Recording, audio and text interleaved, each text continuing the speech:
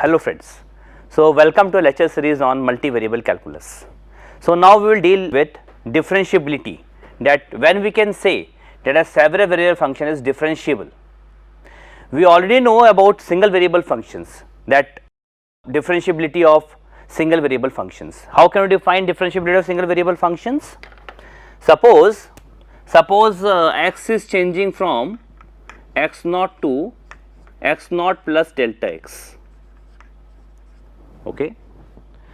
Then if f is differentiable, then the corresponding change in the value of the function where y is equals to fx, because we are dealing with single variable function here, say y equal to fx. So, if x is changing from x naught to x naught plus delta x, then the corresponding change in the value of the function will be given by f dash x naught delta x plus epsilon into delta x, where epsilon tending to 0 as delta x tending to 0. So, this is how we define differentiability of a function at a point x naught. If function is differentiable at a point x naught, this means that if x is changing from x naught to x naught plus delta x, then the corresponding change in the value of the function will be equal to f dash x naught delta x plus epsilon into delta x, where epsilon tending to 0 as delta x tending to 0. And how we define delta y? Delta y will be simply f of x naught plus delta x minus f x naught. This is the change in the value of the function when x is changing from x naught to x naught plus delta x. Now, similarly, we can extend this definition for two variable functions. How can we define differentiability for two variable functions? Now, suppose function is given as z is equals to fxy, function of two variables. Okay. Suppose x is changing from x naught to x naught plus delta x, and y is changing from y naught to y naught plus delta y. Okay. Now, corresponding change in the value of z, which is delta z, will be nothing but f of x naught plus delta x y naught plus delta y minus f x naught y naught.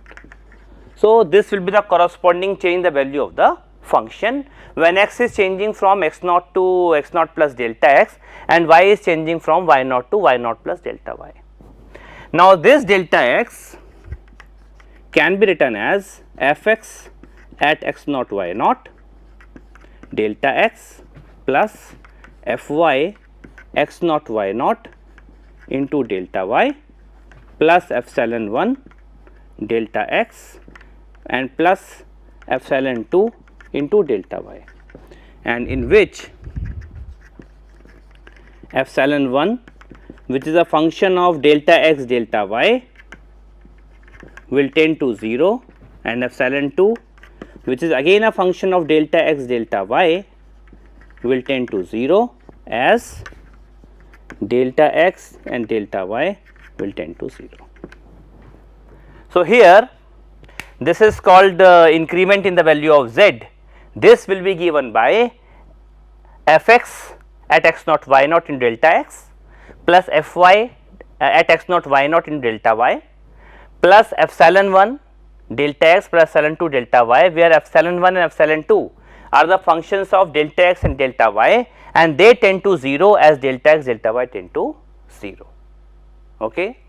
Now, if this definition hold, if this condition hold, then we say that the function is differentiable at a point x naught y naught. Okay. So, first we are having differentiability for a single variable function, which we have discussed. Then the increment theorem of the functions of two variables. It states that if the first order partial derivative of f x y are defined throughout an open region R containing the point a b, and f x and f y are also continuous at x naught y naught, then the change in the value of the function will be given by this expression, where epsilon 1 epsilon 2 are tending to 0 as delta x delta y tending to 0. Now, this term which we are having here, we can denote this term by dz, and this dz is also called total differential of f. Okay. So, basically we can write delta z as dz plus epsilon 1 delta x plus epsilon 2 delta y. Okay. This definition as this definition also. Now, a function f x y is said to be differentiable at a point x naught y naught if f x at x naught y naught and f y at x naught y naught exist and equation 1 holds for f at x naught y naught, that is this equation. If this equation holds at x naught y naught and first partial derivative at x naught y naught exists, then we say that the function is differentiable at a point x naught y naught. Okay. We call f is differentiable if it is differentiable at every point in its domain. If this definition holds for every point in its domain, then we say the function is differentiable. Okay. So, what is the necessary condition for differentiability? Of course, if this partial derivative exists at a point, then this is a necessary condition for the differentiability. So, existence of partial derivative f x and f y at a point P is a necessary condition for the existence of differentiability at a point P. And what is a sufficient condition? Sufficient condition is if the partial derivative f x and f y of f x y are continuous throughout an open region R, then function is differentiable at every point of R. So, for sufficient condition, we must have continuity throughout an open region of first order partial derivative f x and f y of the function f x y. Then we can say the function is always differentiable. Okay. Now, first we solve these two problems, then we come to problems related to differentiability. Now, we are having first problem, say z is equals to tan inverse y by x, where y by x, where x y is not equal to 0 0, and we have to find total differentiability, total differential of this function.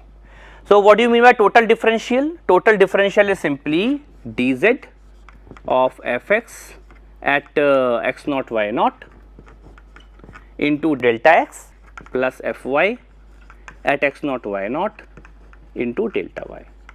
So, this is differentiability, I mean total differential. Okay. So, let us find the total differential at a point say a comma b.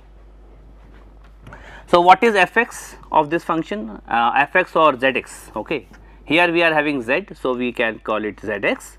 It is 1 upon 1 plus y upon x whole square into del by del x of y by x. So, what it is? It is equals to x square upon x square plus y square into minus y by x square, which is equal to minus y upon x square plus y square. So, zx as at a comma b, a general point a comma b will be minus b upon a square plus b square. Okay.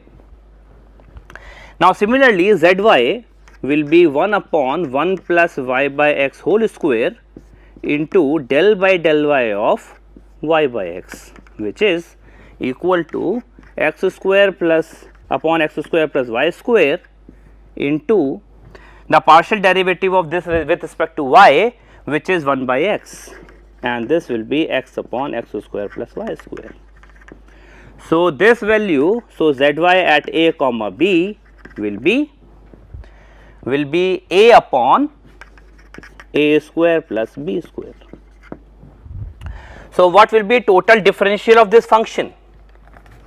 Total differential of this function will be given by dz, which is f x at x naught y naught or a comma b, which is minus b upon a square plus b square times delta x plus a upon a square plus b square times delta y. So, this will be the total differential of this function at a point a comma b. Okay. Similarly, for the second problem is basically u is equals to x square plus y square plus z square whole raised to power minus 3 by 2 and x, y, z should not equal to 0, 0, 0. So, what we have to find? We have to find total differential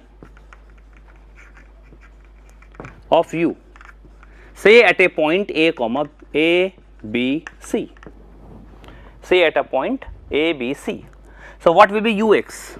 Ux will be x square plus y square plus z square minus 3 by 2 and it is minus 5 by 2 and it is into 2x. So, 2 cancels out, it is minus 3x upon x square plus y square plus z square whole raised to power 5 by 2. Okay. And this value at a b c is minus 3a upon a square plus b square plus c square whole raised to power 5 by 2.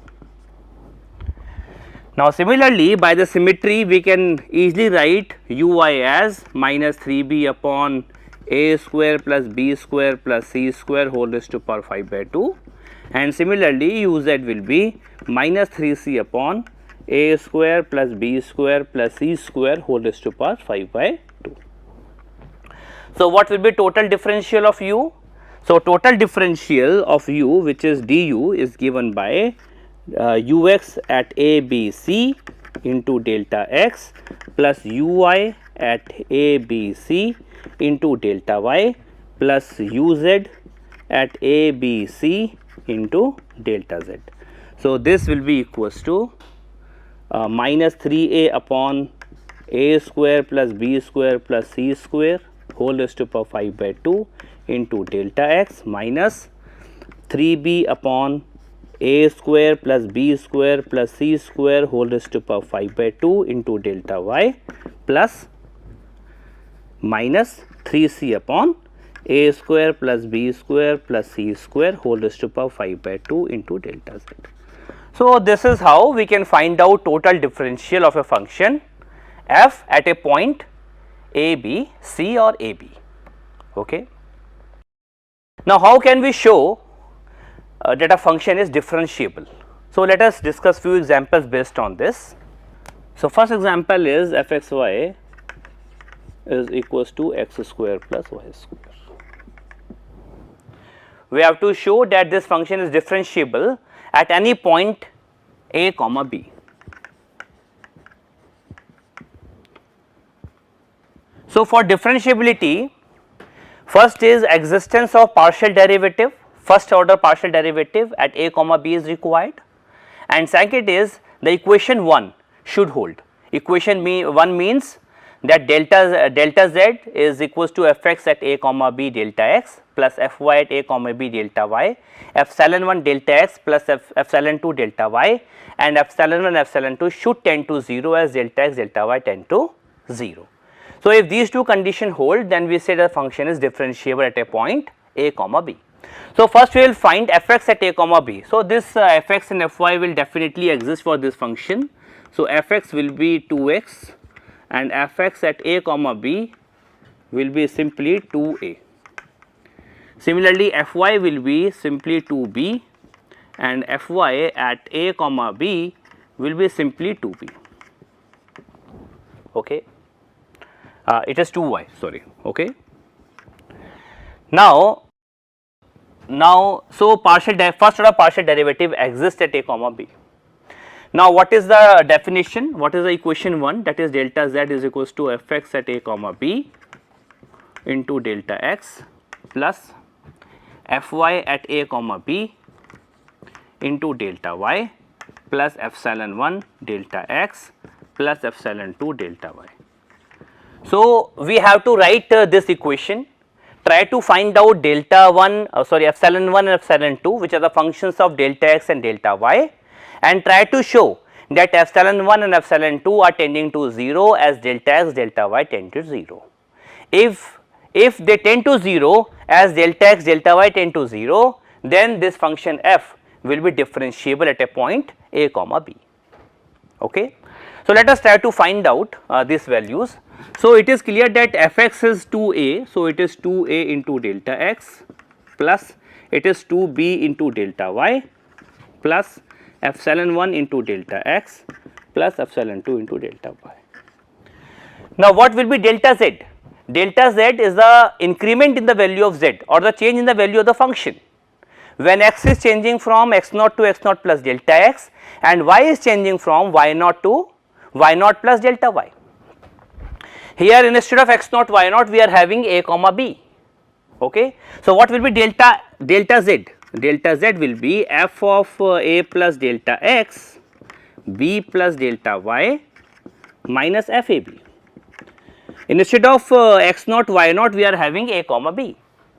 So, what is this value now? This from here it is a plus delta x whole square plus b plus delta y whole square minus a square minus b square. So, when you open the bracket it is a square plus delta x whole square plus 2a delta x plus b square plus delta y square plus 2p delta y minus a square minus b square. So, these terms will cancel out. So, this will be delta z. Now, you compare these two equations. Okay. This is also equal to delta z and this is also equal to delta z. So, both must be equal. Okay. So, suppose it is equation number 1 and suppose it is equation number 2. So, from 1 and 2 what we have obtained? From 1 and 2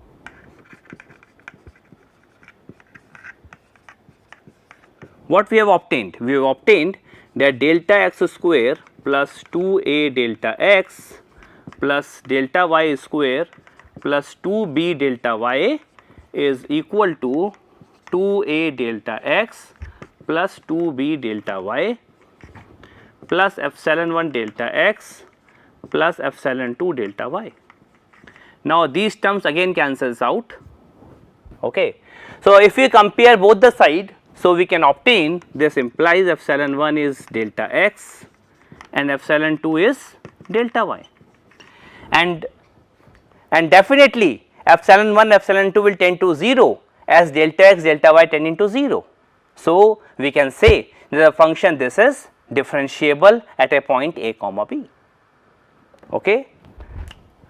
And epsilon 1 epsilon 2 will tend to 0 as delta x delta y tending to 0 0 0. Okay. So, this implies that the function this is differentiable at a point a comma b. So, that is how we can show that the function is differentiable. We have to find out two things basically. First, we have to find out the first order partial derivative at that point, the point where we are checking the function is differentiable or not.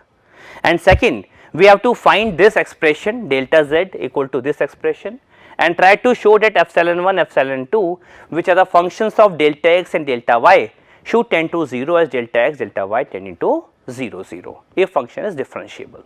Okay. Now, let us try to show for the second example. Now, what is the second example? fxy is equal to xy x square minus y square x square plus y square. So, xy not equal to 0 0 and 0 when xy is equal to 0 0. And again at 0 comma 0 we have to show that this function is differentiable. So, first we have to find first order partial derivative at 0 comma 0. If first order partial derivative does not exist, so there is no question of differentiability, because for differentiability first order partial derivative should exist. It is a necessary condition for differentiability. Okay. If first order partial derivative does not exist at all, this means we clearly directly we can say that the function is not differentiable at that point. Okay. So, first we find fx at a comma at 0 comma 0. So, what will be fx at 0 comma 0? It will be limit s tending to 0 f of 0 plus h minus f 0 0 upon h. Okay, it is a two variable function, sorry. So, So, it will be 0 minus f of 0 0. Now, when you replace x by h and y by 0 here, so what we will obtain? It is 0 minus 0 0 is 0 and upon h it is 0. Now what is f y at 0 comma 0? Limit h into 0 f of 0 comma 0 plus h minus f 0 0 upon h. This is by the definition of f y. Okay. Now, you replace x by 0 and y by h. So, this value will be 0, 0 minus 0 because f at 0 comma 0 is 0 is 0. So, this means first order partial derivative at 0 comma 0 exists and the value of both are 0. Okay. Now the expression is delta z equal to f x at 0 comma 0 into delta x plus f y at 0 comma 0 into delta y plus epsilon 1 delta x plus epsilon 2 delta y. Now, this term is 0 and this term is 0. So, these term will not be there in this expression because f x at 0 comma 0 is 0 and f y at 0 comma 0 is 0. So, this will be equal to epsilon 1 delta x plus epsilon 2 delta y. Now, let us compute delta z. So, what will be delta z again? Delta z will be f of 0 plus delta x 0 plus delta y minus f of 0 comma 0. Now, it is delta x delta y delta x square minus delta y square upon delta x square plus delta y square minus 0. Okay. And this is equals to epsilon 1 delta x plus epsilon 2 delta y. So, if we compare these two, so we can get epsilon 1 as equal to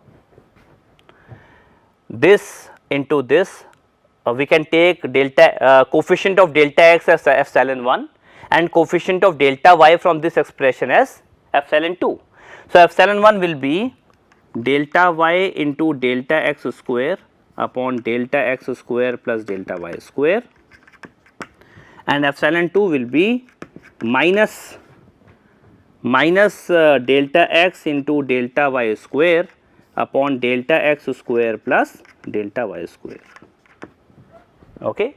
If you compare these two, you take the coefficient of delta x as epsilon 1 and the coefficient of delta y as epsilon 2. Okay. So, these expression of epsilon 1 and epsilon 2 is may not be unique. I am taking only one of the expression. Okay.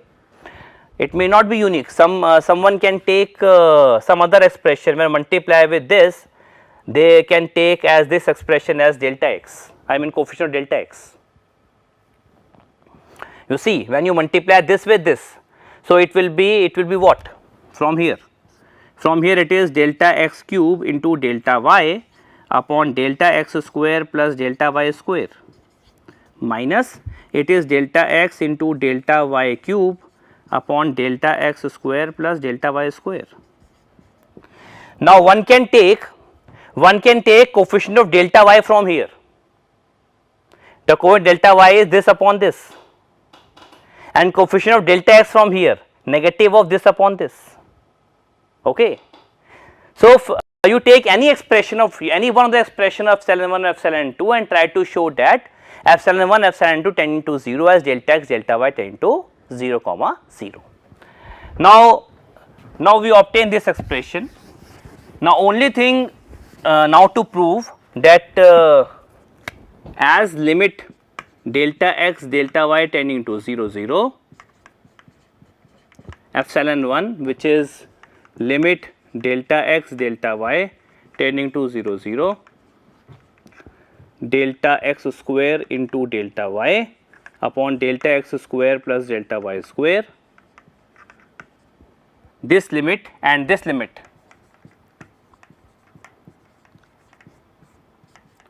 epsilon 2 which is negative of delta x delta y square upon delta x square plus delta y square, this both limit exist or n equal to 0, this is remain to show for differentiability. Okay. So, this exists and equal to 0, this to show. Now, how can we show that this limit exists and equal to 0? Let us take first case, I mean the first limit. The easiest way is you convert this into polar coordinate system. You take delta x as r cos theta and delta y as r sin theta. So, when you take delta x as r cos theta and delta y as r sin theta, so this limit when delta x delta y tend to 0 comma 0, so r will tend to 0. So, we can say that r will tend to 0 and this is r cos square theta into r sin theta upon r square cancel out. Now, whatever theta may be anything, okay. Whatever theta may be, when r is tending to 0 and 0 multiplied by some finite value, this will be equal to 0. And you can show this value is equal to 0 by delta epsilon definition also. You can take let epsilon greater than 0 be given. Now, when you take mod of cos square theta into r into sin theta minus 0, which is equals to mod of r into cos square theta into sin theta, and it is less than equals to mod r into 1, because mod of this is less than equal to 1, mod of this is less than equal to 1. So, this is less than equal to mod r, and if you take it equal to delta and choose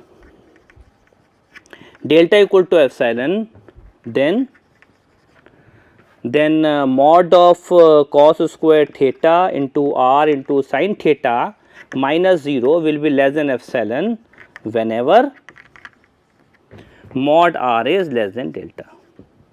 So, in this way we can also show that this limit exists and is equal to 0 by delta epsilon definition. And similarly, for the second part also we can proceed in the same way. So, hence we have shown that epsilon 1 and epsilon 2 are tending to 0 as delta x delta y tending to 0 comma 0. So, we can say that this function is differentiable at a point 0 0. So, in this way we can show that the function is differentiable. Okay. Now, there is another way also to check whether function is differentiable or not. So, what is that way?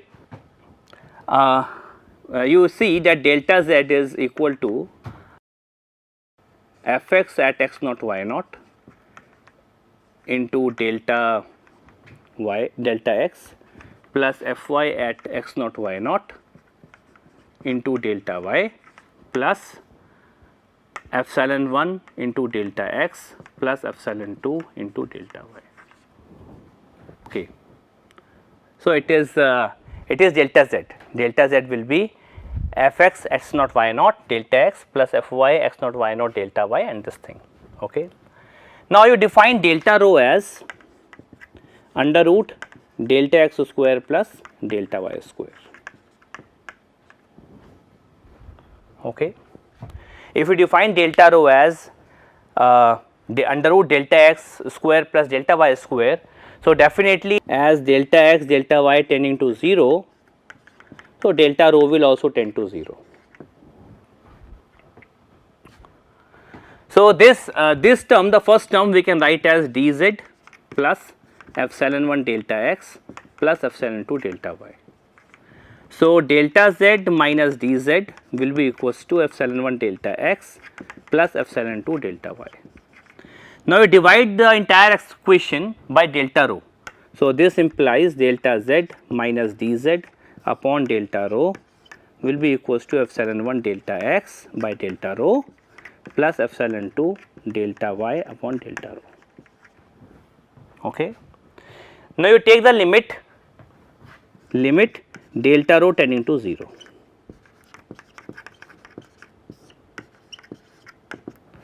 When you take the limit here, now it is delta x upon under root delta x square plus delta y square, whose value is always less than equal to 1. Okay.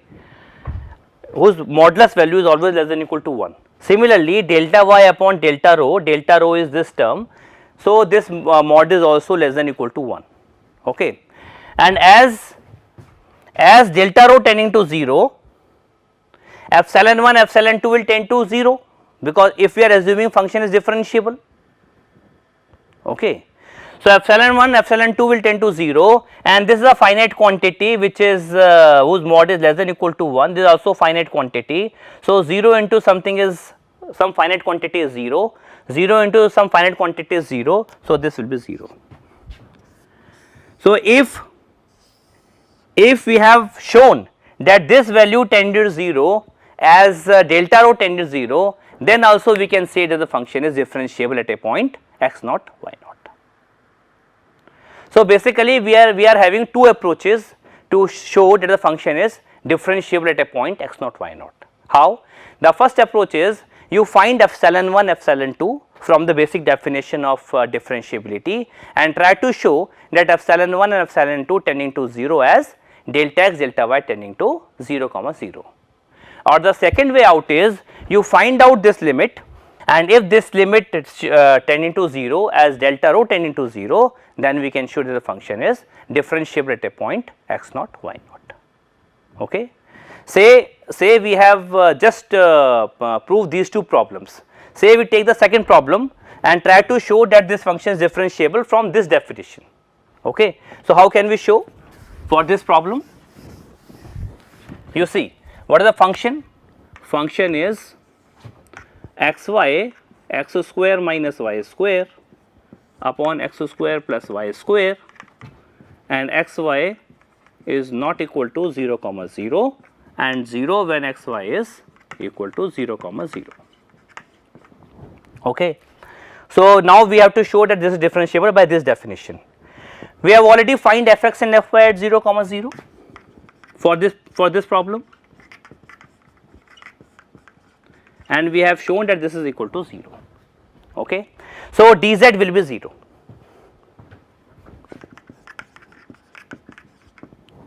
okay.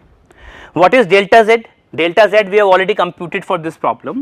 Delta z will be delta x delta y, delta x square minus delta y square upon delta x square plus delta y square. Now, try to find out this limit. So, what is this limit now?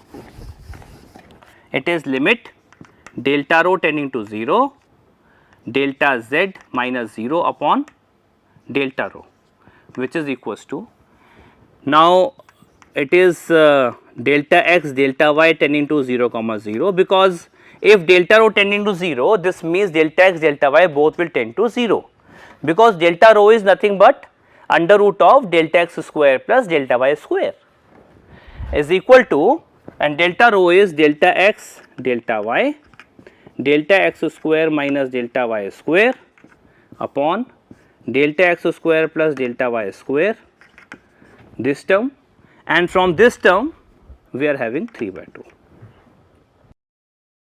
Now, we have to show that this tending to 0 as delta x delta y tending to 0 comma 0. So, again we can convert this into polar coordinate system, okay. So, in that case, in epsilon 1 epsilon 2 definition, we have to prove for the two limits. We have to prove for the epsilon 1 also and for the epsilon 2 also, that both will tend to 0 as delta x delta y tend to 0 comma 0, and here we have to show that only this will tend to 0 as delta x delta y tend to 0 comma 0. So, we can convert the polar coordinate system, take delta x as r cos theta and delta y as r sin theta. So, what we will obtain? This is equals to limit r tending to 0, this is r square sin theta cos theta, this is again r square, this is cos 2 theta whole raised to power, it is r square r cube into this is 1 basically, okay. And this will tend to, this cancels out, and for any theta this is always a bounded function. So, when r is tending to 0, this will tend to 0, and we can show this also by delta epsilon definition. So, hence we can show that this function is differentiable using the second definition of differentiability. So, in the next lecture we will deal some more property of differentiability. So, thank you very much.